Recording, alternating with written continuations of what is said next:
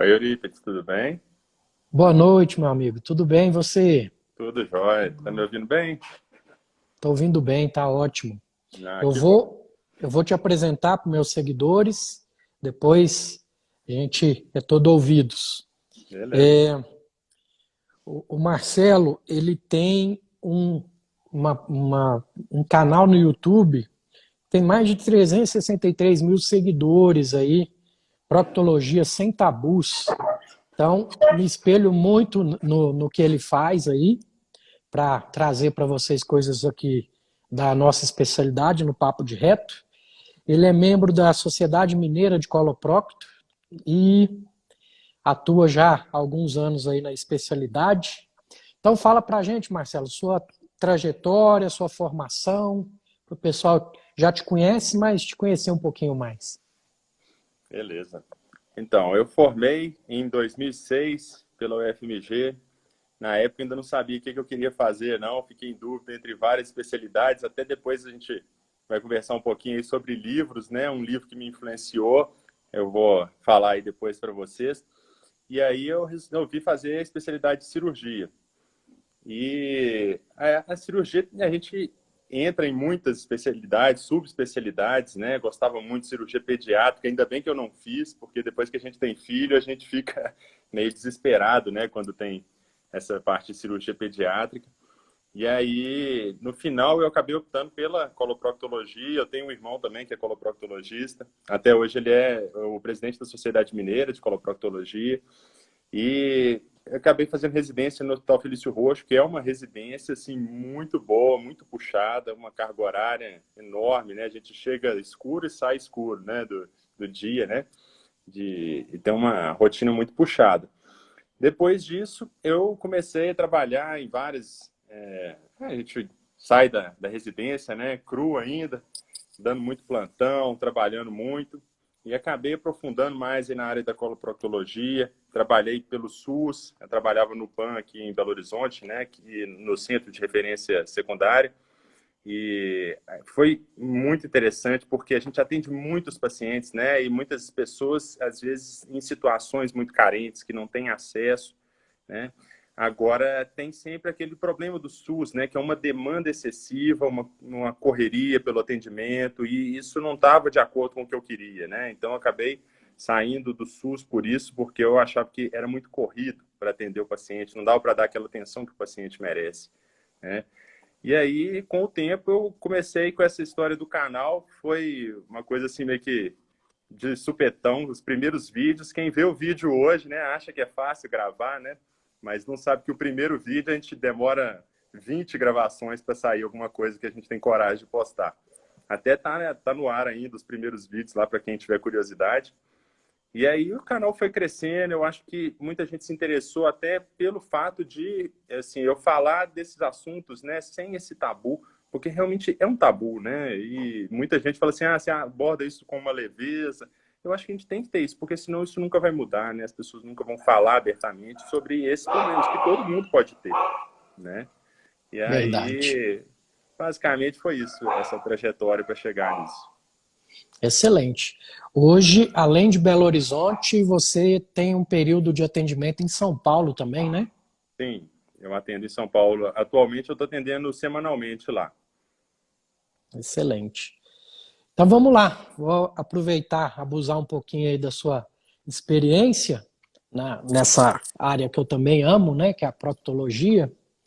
Me conta aí como é que é a sua experiência aí com os pacientes que chega com hemorroida, opera todo mundo. Me conta aí como é que você tem feito aí. A minha abordagem é o seguinte: eu tento sempre que possível ser mais conservador. Estou vendo que mandaram aqui perguntando qual que é o meu Instagram, é dr.marcelowerneck, tá? Quem estiver perguntando.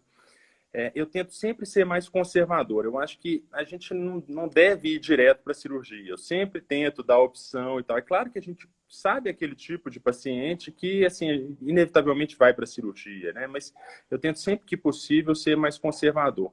E uma coisa interessante sobre o paciente que tem hemorroida é que ele já chega muitas vezes com medo, né, de ter que operar, porque viu o vídeo na internet e que fala que dói demais, a tal da cirurgia de hemorroida, né? E isso é uma coisa que tem mudado muito, né? Hoje em dia a gente tem opções de tratamento menos agressivas, com um pós-operatório melhor. Mas mesmo aquele paciente que faz a cirurgia convencional, eu acho interessante assim de falar, porque o feedback que eu tenho dos meus pacientes, assim, 95% me falam que dói menos do que achou que doía, né? No caso da cirurgia. Porque a pessoa já está com tanto medo, já está esperando tanto que vai doer, já leu ou ouviu tanta coisa, né? E que muitas vezes não é bem aquilo. O que é? A gente tem que ter uma conversa sincera, explicar, né? E também conduzir bem, né? No caso de uma cirurgia. A questão de analgesia, né? Hoje em dia a gente tem tantas opções. Eu, em geral, entro com 3 classes diferentes, alternando. Medicação para diminuir o inchaço, para um bom funcionamento intestinal, porque assim melhora demais, né, para esse paciente. Mas então, respondendo isso que você perguntou, não acho que tem que operar todo mundo. Eu acho que assim, tem que tentar minimizar o sofrimento de todo mundo, isso sim, né? E da Exato. forma mais conservadora possível. Então, assim, se dá para tratar cuidando só da melhora do hábito intestinal, isso é fundamental, né? O paciente que tem aquela hemorroida que incomoda no dia a dia, se ele não tem um bom funcionamento intestinal, aquilo vai incomodar ainda mais, né? E tomando Verdade. aqueles cuidados, eu sou fã do banho de assento também, né? Eu acho que é uma coisa pouco prática, eu falo isso com muitos pacientes, eu sei que é difícil de fazer muitas vezes, né? Mas é uma coisa que melhora tanto, em tantos casos, né? Até fiz vários vídeos sobre isso, porque eu realmente é uma coisa que eu passo muito. E os cuidados, né, de higiene também, locais. E você, como que você conduz esses casos, Felipe? Não, é perfeito. É isso mesmo. A indicação da cirurgia de hemorroida é aquele paciente que está com a qualidade de vida dele prejudicada por causa da hemorroida. Então, é Uhum. um paciente que já chega no consultório, você também, que já deve ser experiente, você bate o olho e você sabe, esse aí não tem jeito, esse aí só vou conseguir melhorar a qualidade de vida dele com uma cirurgia, né, tirando aquele excesso ali. E a questão da analgesia pós-operatória, igual você falou, uma cirurgia bem indicada, dificilmente você vai ter problema com esse paciente no pós-operatório, porque o que vier ali é lucro para ele, praticamente, porque dor ele já tem, incômodo ele já tem. Então, Isso eu fazendo falo uma muito até boa. com o paciente de fissura. A gente vai conversar sobre fissura também, né? Mas o paciente de fissura ele já está sofrendo tanto que, assim, a cirurgia não vai ser uma mudança tão drástica para ele, né? E vai estar melhorando daí para frente, né? Exato. E também cuidar para que. Tem muito colega que opera tudo que vê, a gente sabe disso, né? A gente tá no meio aí, a gente pega muita coisa aí que. Eu tenho amigos que reclamam para mim: nossa, meu telefone não para de tocar, os pacientes me incomodam demais. E no meu caso, os pacientes têm o meu telefone, não incomodam, justamente igual você disse, uma cirurgia bem indicada, né? Uhum. E você preparar ele para essa cirurgia, porque você pega um paciente com o intestino muito preso e já vai direto para a cirurgia, é a receita para o caos também, né? O coitado, na Sim. primeira evacuação ali, já, já, já vai te E, ligar, né? e muitas Já vai vezes vai queixar. prejudicar a cicatrização, né? Isso também é uma coisa muito problemática, né? As fezes passando ali duras começam a ferir aquela região, né? Às vezes desenvolve uma fissura pós-operatória, uma ferida com cicatrização retardada, né? Isso é bem difícil de conduzir. E esses casos que a evolução às vezes não é a ideal, o paciente fica muito ansioso, né? Eu várias vezes converso com pacientes, às vezes que a cicatrização não está indo tão bem, falo assim, oh, vamos ter calma, porque isso ainda pode cicatrizar, porque às vezes, não, vamos operar de novo, vamos tentar resolver, não estou aguentando assim. E, assim, o pós-operatório que não vai bem, a gente tem que saber conduzir, né, Eurípides? E a gente sabe, assim, que a gente Verdade. quer, faz tudo para que corra tudo bem, né? Mas complicação acontece, evolução que não é ideal, cicatrização retardada, né? Isso, às vezes, é problemático e a gente tem que saber conduzir, né? Verdade. Você já teve estenose de algum caso, Marcelo? Olha, é um tipo de complicação que, assim, eu tenho muito pouco. Que eu me lembre, eu tenho talvez 2 casos, assim. Realmente é uma complicação que eu tenho muito raramente. Porque eu tento ser muito comedido com a quantidade de mucosa, tanto que a gente tira, né, para ver a quantidade que precisa permanecer ali. Esse paciente que eu me lembro agora foi um caso bem nítido, porque chegou no pós-operatório, eu falei, mas está com uma estenose aqui. Foi uma coisa que me surpreendeu, porque eu sou sempre muito comedido. Mas você vê que complicação pode acontecer, né? A gente tenta fazer de tudo, mas às vezes a retração, o tipo de cicatrização daquele paciente em específico é mais difícil, né? Agora, aquele paciente que já chega com estenose, às vezes também é um caso complicado de conduzir, né? Porque a gente tem que começar, assim, a gente falar com o paciente assim, ó, nós temos que ver como que você está agora e daqui para frente, né? Não é lá atrás, antes da estenose. Agora já tem um quadro consolidado e a gente tem que conduzir dali para frente. Esse tipo de paciente recidivar com estenose, já tive sim, porque é um caso que a região já está fibrosada, né? Eu falo com muitos pacientes assim que reoperação é uma incógnita, né? O paciente que já foi operado, aquela região ali, ela já está fibrosada. Então, assim, pergunta, doutor, vai doer mais ou menos? Falou, não tem como dizer. Tem gente que sente mínimo de dor e tem gente que sente muita dor. A evolução também, né? Uma região de ferida, uma região de cicatriz, é uma evolução difícil de prever, né? Então, assim, a gente tem que tentar conduzir esses casos da melhor forma possível e tomando todos aqueles cuidados que a gente falou. Tô vendo até aqui falando, mandando aqui mensagem, que tem morre de medo de cirurgia. Morrer de medo de cirurgia, gente, é a coisa mais natural, né, Eurípides? Porque não é uma coisa natural para a gente operar, né? A cirurgia, querendo ou não, é uma agressão para o nosso corpo. Então, assim, dá medo mesmo. E a gente tem que indicar bem, né? Verdade. E o que você Se eu disse estiver é falando demais, você importantíssimo, pode né? me cortar, viu? Não, tá maravilhoso, que é isso.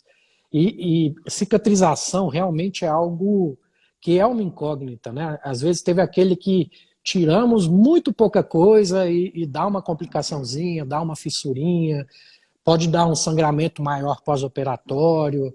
Às vezes o pontinho que a gente deu com o Catgu ali rompe e sangra. Já tive que pôr o paciente na mesa de novo para dar ponto de novo. Então, é o que você disse, só complica quem opera. Quem fica na arquibancada ali, dificilmente vai ter uma dorzinha de cabeça, né? E a Pois é. diferença é essa, é a gente saber conduzir a complicação. Isso, verdade. Acabou que a gente tomou um rumo aí diferente, né? Falar de complicação é uma coisa sempre interessante, é uma coisa que as pessoas falam pouco, né? É claro que a gente não quer, a gente não imagina, né, que vai complicar, especialmente com a gente, né? Quando você vai fazer uma cirurgia, você não imagina que você vai ser aquele caso, mas pode acontecer, né? Então, complicação é uma coisa que a gente tem que sempre falar. Agora, isso que você falou da cicatrização ser uma incógnita, a região do ânus, em específico, né, é uma região que ela tem suas particularidades. É uma região que está sempre fechada, úmida, com contaminação o tempo todo, né? Isso influencia demais a cicatrização. Você imagina se um corte em outra região, como que cicatriza rápido, né? Às vezes forma aquela crosta, né? Aquela casquinha que todo mundo chama. Depois a casquinha cai, está cicatrizado rapidinho ali e tal. E a região do ânus não é assim, né? Você vê que não forma aquela casquinha, né? A cicatrização é lenta. Você vê que em torno de um mês e meio, vai ser que a ferida vai estar ali epitelizada, diminuindo secreção, né? Eu costumo falar que é coisa de Deus mesmo, né? Um lugar que cicatriza passando fezes e cicatriza. 3 meses depois, se olhar, não parece nem que operou. Sabe que eu Pessoal, gravei um vídeo ontem sobre isso, né? Estou editando ele ainda, falando por que a gente deixa, às vezes, ferida aberta ali próximo ao ânus, né? E como que isso, surpreendentemente, leva a pouca complicação infecciosa, né? A ferida aberta próximo ao ânus, ela cicatriza muito bem, né? O que muitas vezes vai dar problema é a ferida fechada. A gente não poder fechar ali uma ferida de fístula, porque senão pode recidivar um abscesso. Um abscesso que a gente deixa aberto, né? E cicatriza muito bem, né?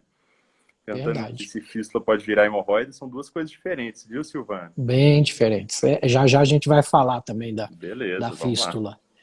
Mas você tem costume de pedir manometria no retal, no pré-operatório, de todos ou de algum específico, de paciente que é reoperação de outro colega que chegou para você ver como é que está aquela musculatura? Como é que você faz, Marcelo? Olha, eu não peço de rotina, assim, não é uma coisa que eu faço questão, a não ser que o caso requeira, né? Então, assim, tem casos que eu vou fazer questão, né? E tem casos que não. Então, assim, uma hemorroida convencional, não vou pedir, né? Mas realmente tem pacientes que no próprio consultório a gente já sente que tem uma hipertonia, às vezes é difícil fazer o toque, fazer uma anoscopia. Nesse tipo de caso, eu peço sim.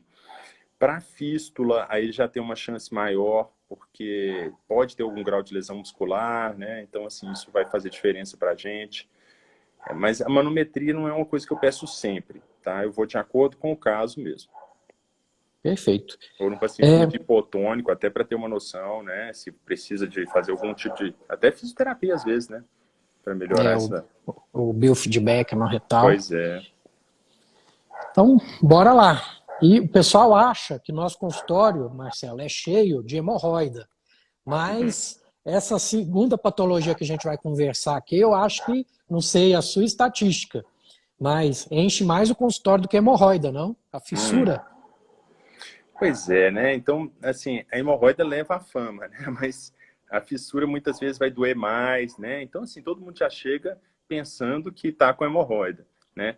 Ô, Harley, depois nós vamos responder, tá? O que é fístula, pode ficar tranquilo. Então, assim, a fissura, eu não te diria que seria mais frequente, mas, assim, é bastante frequente, sabe? Mas é isso, o paciente chega com dor, tem queixa de sangramento, ele já imagina, tô com hemorroida, né? Lê na internet e muitas vezes não é, né? A fissura, ela dói muito, ela às vezes dá o plicoma, dá um inchaço local, a pessoa já pensa que é hemorroida, né?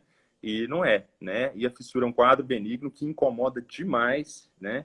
E tem que ser tratado, né? E até a questão assim, e aí, vai direto para a cirurgia, né? Se a gente lê muita coisa e fala, tratamento de fissura é cirurgia, nem sempre, né? Eu tento ser bem conservador com fissura e tem resultados muito bons, sabe? Eu, em geral, assim, minha conduta é ou entrar, assim, sempre com aqueles hábitos de vida, aquilo tudo, né? De melhorar o intestino, melhorar a evacuação, banho de assento, sempre passo, acho que resolve demais. Entro, em geral, com tratamento com pomadas. Alguns pacientes que eu sinto que tem uma hipertonia muito intensa, eu já entro com Botox nesse primeiro momento. E o Botox é uma coisa que às vezes pouco se fala, né? Mas a resposta que eu tenho no consultório é muito boa. Assim, tem casos que são, assim, no limiar de indicação, esses casos realmente não vão ter uma resposta boa, só o paciente que realmente quer muito evitar a cirurgia e tal. Mas naquele paciente que tem uma hipertonia, uma fissura crônica sem estenose, o Botox é muito bom. E aí, paciente que não responde, em geral, eu indico cirurgia. Em alguns casos, eu indico cirurgia direto, né? Mas, assim, eu tento, como te falei, sempre, em todos os casos, eu tento ser mais conservador, né? Sempre que possível, eu tento ser mais conservador. Essa questão do Botox achei interessante. Você faz no consultório, injeta direto, anestesia, você tenta pegar só o esfíncter interno. Me explica mais ou menos a técnica aí, só para a gente entender. Pois é, minha primeira experiência com o Botox foi já na residência, né? Foi um caso específico que a gente fez no bloco cirúrgico associado à fissurectomia. A vantagem nesse caso é que você não tem uma lesão irreversível do músculo, né? Que é aquela esfincterotomia lateral. E isso me levou a pesquisar muita coisa. E aí eu acabei encontrando, né, a indicação de fazer o Botox ambulatorial. E aí eu comecei a fazer. Mas, assim, sempre, igual você falou, né? Tem que ser estritamente no esfíncter interno, com muito cuidado. E o que eu notei? Que, em geral, a dor é no momento da aplicação. Antes de ir embora da sala, o paciente já fala que a dor ou passou ou está muito discreta, está bem tranquilo. Então, assim, em geral, não tem necessidade de anestesia. Tá? É uma quantidade mínima, né? Em geral, não é muito doloroso. Até quem já fez Botox em outros locais sabe, né? Normalmente a dor mais da agulhada, né? E é uma região muito sensível, né? Então, dá para fazer no consultório, sabe? É super bem tolerado, é claro. Aquele momento da agulhada, né? Na região do ânus, é complicado, eu sei. Especialmente aquele paciente que já está com uma fissura inflamada, né? Tem paciente que já chega com uma fissura muito inflamada. Nesse caso, pode ser mais doloroso, tá? Mas, em geral, dá para fazer e é bem tolerado e com uma resposta muito boa. Excelente, excelente. E o pessoal tem que entender também que o tratamento clínico, porque grande parte das pessoas que têm a fissura são obstipados, né? Porque foi um cocôzinho duro que passou ali, abriu, aí o esfíncter contraiu, na próxima evacuação você vai precisar fazer um esforço maior para vencer o esfíncter, isso vira um ciclo vicioso, que muitas vezes não adianta eu tratar só a fissura, banho de assento, diltiazem, pomada, anti-inflamatório, tudo, se não associar um tratamento para o intestino preso, né, Marcelo? Pois é, verdade. Isso é fundamental, né? Então, assim, a história natural da fissura é bem essa, né? Assim, o paciente nota que foi ao banheiro, estava com as fezes mais duras, mais calibrosas, e aí literalmente saiu ele rasgando, né? Aí dá aquele machucado inicial, aí dali para frente começa a ir ao banheiro novamente, passa, machuca aquele lugar. Então, assim, nesse momento ainda tem uma chance muito boa da fissura cicatrizar. Eu creio, assim, que uma parte das pessoas, em algum momento da vida, vai passar por isso, né? É uma evacuação mais endurecida que machuca ali. Só que, assim, 99% das pessoas vão ter uma cicatrização boa. Só que, em alguns casos, aquilo ali vai evoluir para um machucado seguinte, e outro, e aí acaba virando uma fissura crônica, né? E a fissura crônica aí já não responde bem ao tratamento, assim, só com medidas, né, de cuidado. Às vezes, sim, né? Eu acho que esse é o primeiro passo, a gente tem que cuidar disso, sim. Né? Pessoal mandando aqui Maravilhoso. o abraço da Irlanda, Portugal, nós estamos internacionais aqui. Muito bom, muito bom. E agora vamos falar da terceira patologia orificial aí, que é relativamente comum. Geralmente começa com um abscesso, uma papila que engurgitou de pus, tentou drenar para o canal, mas não achou caminho, fez um pertuito pelo subcutâneo, aquilo reptilizou, virou um tubo verdadeiro, né, vamos falar assim, e o gás, as fezes, prefere passar por ali do que por esfíncter que tem um tônus. Esse é mais ou menos o processo da fístula no retal. Como é que é a sua experiência? 100% cirúrgico? O que você me conta aí de novidades da fístula aí?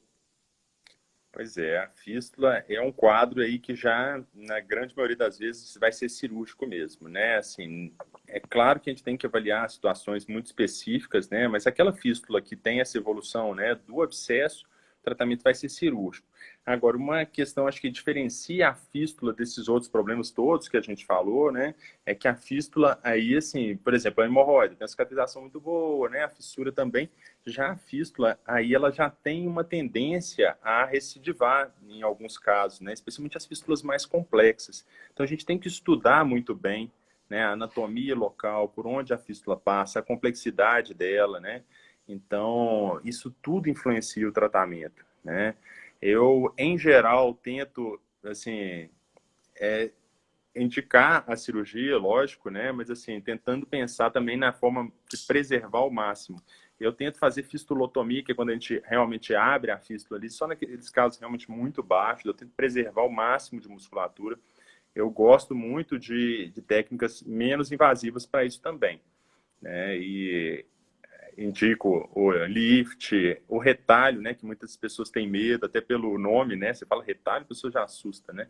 Mas a gente, com retalho, consegue preservar a musculatura, né? Então a gente tem que ter todo esse cuidado aí. Eu tô vendo aqui muitas pessoas comentando, né? Falando que operou 3 vezes, que problemas, demora a cicatrizar e tal. E realmente a fístula, ela é problemática, né? É um dos quadros, assim, benignos do ânus, dos mais complexos, né? De se resolver, né? Não, Tem pessoal, uma frase, né, que eu até citei, eu fiz uma aula que me convidaram para falar sobre inovação no tratamento de fístula, né, eu estava falando assim que muito mais cirurgiões tiveram a reputação manchada por tratar fístula do que câncer. Porque, assim, no tratamento de câncer, né, o paciente está preparado para aquilo ali. Já numa fístula é um quadro benigno, né? Então, assim, qualquer complicação é mais difícil de lidar e é um tipo de cirurgia que pode complicar, né? Estou vendo aqui, ó, é já vou para a verdade. quarta cirurgia. Realmente é um quadro que causa muito sofrimento.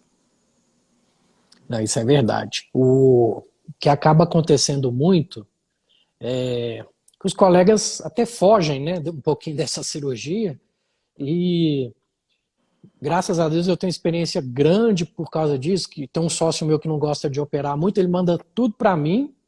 Então, eu já operei fístula de tudo que é jeito que você imaginar.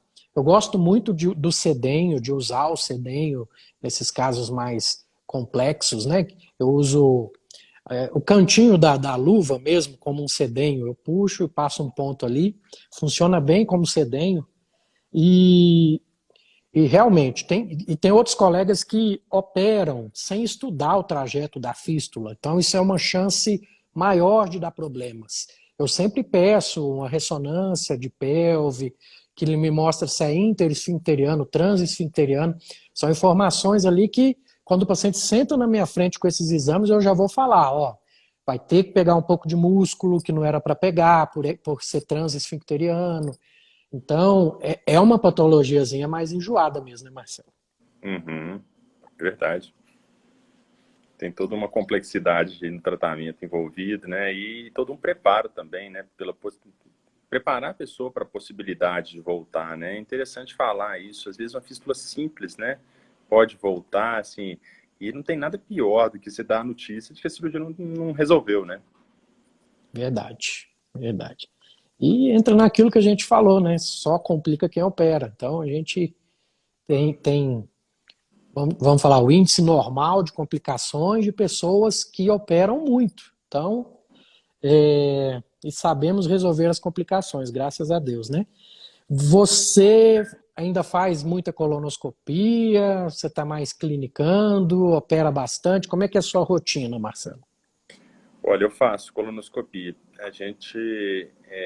Eu faço lá no Hospital Otaviano Neves, aqui em Belo Horizonte, que é um hospital geral e maternidade, mas agora a gente foi feita uma unidade específica para endoscopia e colonoscopia, e eu faço questão de manter, sabe, esse vínculo com a colonoscopia, porque tem patologia que eu acho que assim, a gente tem que ver nós mesmos, quem vai operar, quem vai mexer com aquilo, tem que ver, sabe? Então, assim, eu acho que faz diferença. Nem sempre, né? Não precisaria, mas assim, eu acho que é uma coisa que ajuda, né? Então, assim, eu faço, eu gosto, até assim, retirado de pólipo é uma coisa que eu gosto de fazer, né? Tem coisa que a gente gosta, né? Cirurgião, né? Gosta de fazer procedimento e o bem que aquilo causa, né? Então, assim, você tirar um pólipo que às vezes está transformando num câncer, né? Você dá aquela oportunidade de fazer um tratamento endoscópico minimamente invasivo que resolve, não vai progredir, é muito bom. Excelente, é isso mesmo.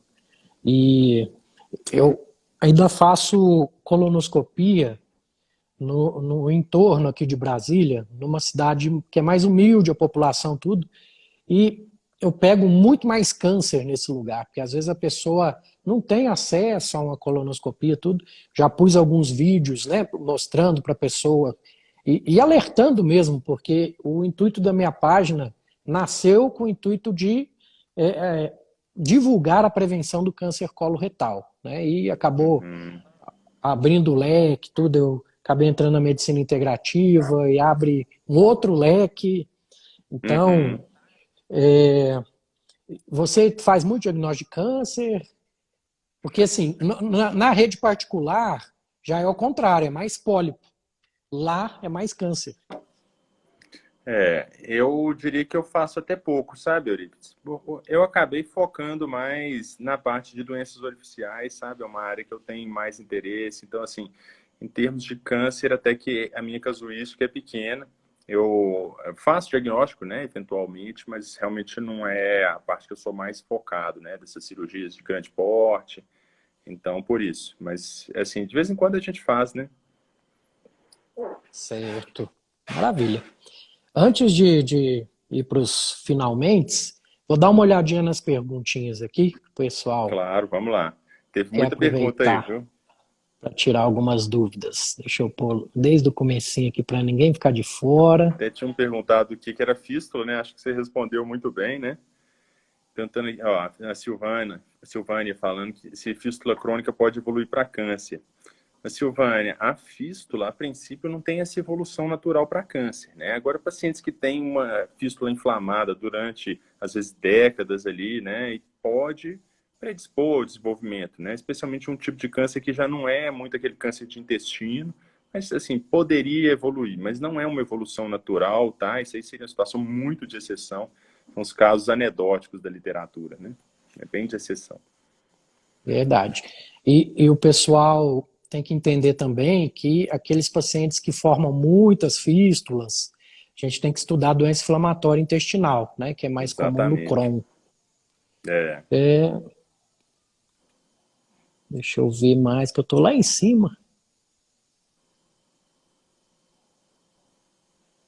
Estão Pessoal te falando aqui que... elogiando, consultou com você, te achou maravilhoso.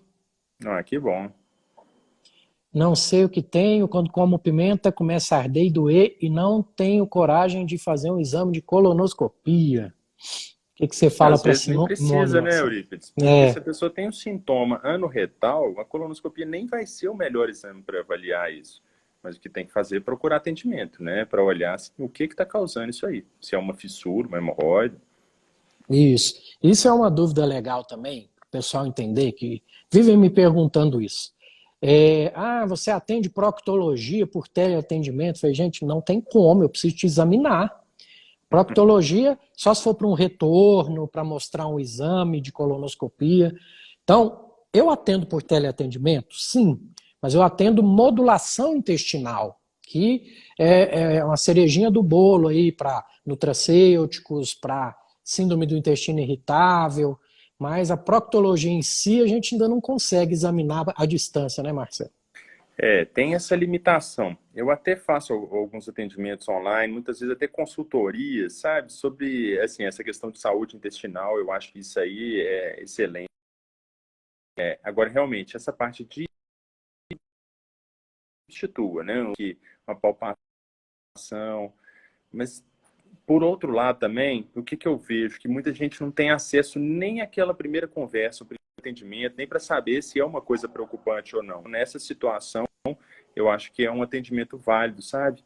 Então, assim, eu já atendi gente que fala assim, ó, a cidade mais próxima aqui, assim, que tem algum tipo de atendimento é 400 quilômetros, não tem como eu deslocar. E aí você dá aquele primeira orientação, se é uma coisa preocupante, sabe? Então, assim, isso eu já atendi sim. Agora, realmente tem essa limitação, e eu falo isso muito com os pacientes, né, que não dá para substituir de forma alguma uma consulta presencial. Verdade. Então, falando do cisto pilonidal, foi feita a drenagem, se ele pode ir para academia. Quer pincelar um pouquinho do cisto pilonidal para o pessoal? Pois é, o cisto pilonidal é uma doença, né, assim, que até o nome melhor seria doença pilonidal, né, que está relacionada ao trauma na região, né, então, assim, a pessoa teve um abscesso, se ela continuar traumatizando, corre um risco de recolecionar, manter algum grau de inflamação ali. Então, assim, atividade física não é ruim para a pessoa que tem o cisto, de forma alguma, mas tem que tomar certos cuidados, então tem certos tipos de atividade que é melhor não fazer. Né? Então, uma pessoa que tem um cisto pilonidal e pratica judô, né, isso vai ser complicado, porque vai cair, vai rolar em cima daquela região ali, vai ser complicado. Alguns tipos de exercício de academia também vão ficar mais limitados, né? Então, realmente tem que avaliar o tipo de atividade física e quanto tempo tem dessa drenagem, né? Verdade. E você gosta da técnica aberta ou fechada, Marcelo? Isso aí é conversa de congresso de coloprocto, né? O pessoal fica naquela. Olha, Euripides, eu sou uma pessoa assim bem moderada, sabe? Eu acho que tem argumentos para tudo, né? Agora, eu de fato indico assim técnica aberta. Eu não lembro da última vez que eu indiquei, nem lembro, mas porque na maioria das vezes eu acho que não tem necessidade, né? Eu acho que é uma técnica que o pós-operatório é muito ruim. Eu acho que o paciente sofre demais, a cicatrização é muito lenta, fica ali 3 meses com ferida aberta, produzindo secreção, doendo, sabe? Meu pai mesmo já fez essa cirurgia, os relatos dele não são bons. E a gente tem opções, né? Então, assim, a técnica fechada, ou que você faça só uma pequena incisão de drenagem, sabe? O paciente chega no pós-operatório e fala, doutor, não senti nem dor, mal tomei analgésico. Então, assim, será que justifica fazer uma cirurgia e deixar tudo aberto ali? Sabe? Na maioria das vezes, eu não acho, eu não acredito que precise, tá, disso. E em termos de cicatrização, você pega aquela revisão da Cochrane, a diferença de cicatrização de uma técnica aberta para uma técnica fechada vai ser em torno aí de 3%, 2%, sabe? Então, assim, será que justifica fazer uma técnica que vai ter um pós-operatório tão ruim? Então, E assim, em termos de recidiva, de voltar ao problema? sim, pois é, por isso que eu tô falando dessa revisão da Cochrane. Mostra uma leve melhora em termos de cirurgia aberta, em torno de 2, 3%. É muito pouco. Então, assim, eu Entendi. realmente eu não indico técnica aberta, assim, não me lembro a última vez que eu indiquei. né? Claro que eu acho que tem argumentos para tudo. Então, se você pegar um caso muito inflamado, você acha que não dá para deixar nada fechado, né? Eu acho que tem que argumentar. Eu acho que é um ponto de vista de cada um.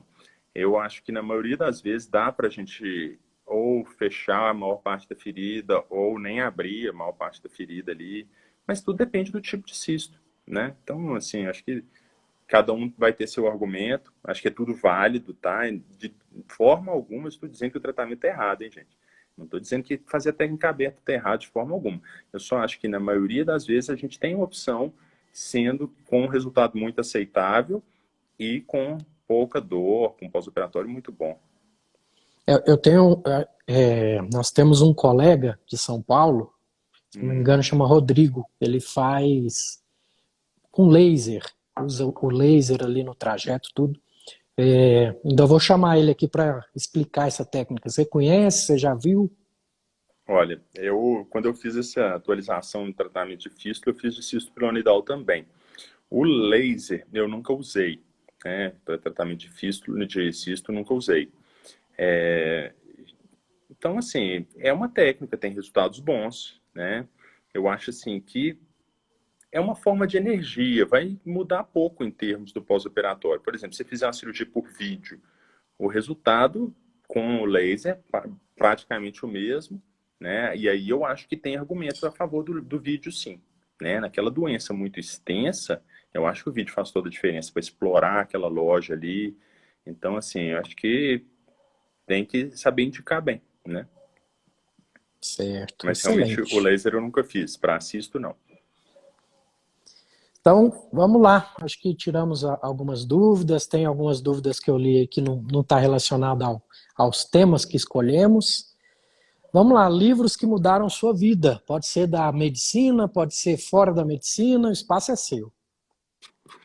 Olha, assim, lembrar livros específicos, né, que mudaram a vida são difíceis, mas tem um que realmente eu acho que foi muito marcante, que eu recomendo para todo mundo, que chama O Século dos Cirurgiões.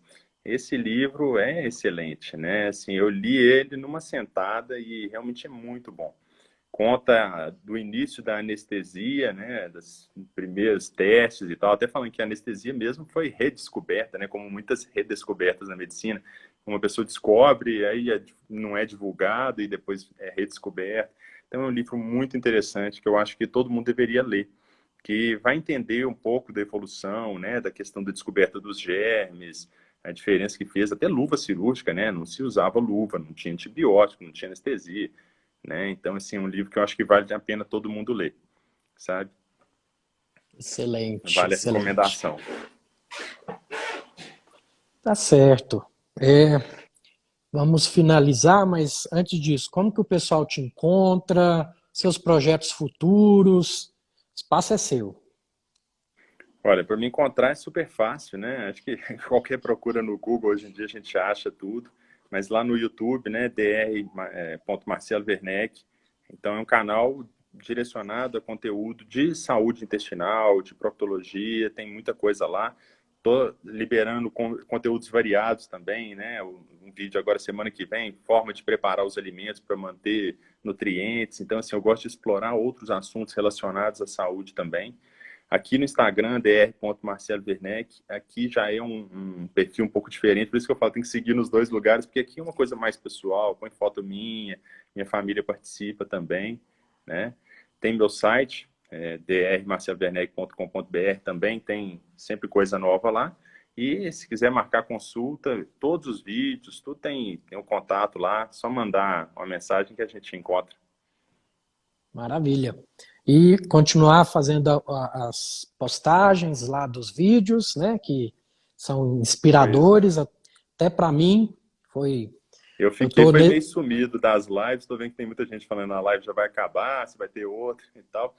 Eu fiquei sumido aí porque realmente chega um momento que a gente fica muito cansado, né, fazendo tudo isso. Então, o fim de ano eu tirei para descansar, mas agora voltando aí com força total. Até queria te convidar depois para a gente fazer uma junta lá no canal. Tamo junto. Só chamar que a gente marca. Beleza, vai ser um prazer. Gostei Queria te muito. agradecer, viu, pela oportunidade de falar aqui. Acompanhe suas postagens. Acho que é excelente. A gente tem que divulgar isso, né? Sim, você Fico muito grato, você foi bem solícito quando eu te chamei. Você realmente é uma pessoa agradável e tudo que eu esperava mesmo. Como espírita que sou, né, a gente vê muito isso da aura da pessoa, a sua é muito boa. Continua Obrigado, assim, coisa esse boa. bom médico, pelo que o pessoal está falando, o pessoal gostou muito também. Então, quer deixar algum recadinho final, alguma mensagem final para o pessoal? Mensagem de agradecimento a todo mundo que tem participado, sabe? Divulgado isso, porque a gente tem que vencer esses tabus, né? E se a gente não falar sobre essas coisas, nunca vai vencer, as pessoas vão continuar adoecendo, né? Então, procurar atendimento quem precisa, ajudar a divulgar a mensagem, né? De se cuidar mesmo. Maravilhoso. Marcelo, gratidão e carpe diem. Carpe diem. Um grande abraço, viu? Obrigado. Tchau, Tchau, tchau, boa tchau. noite. Boa noite.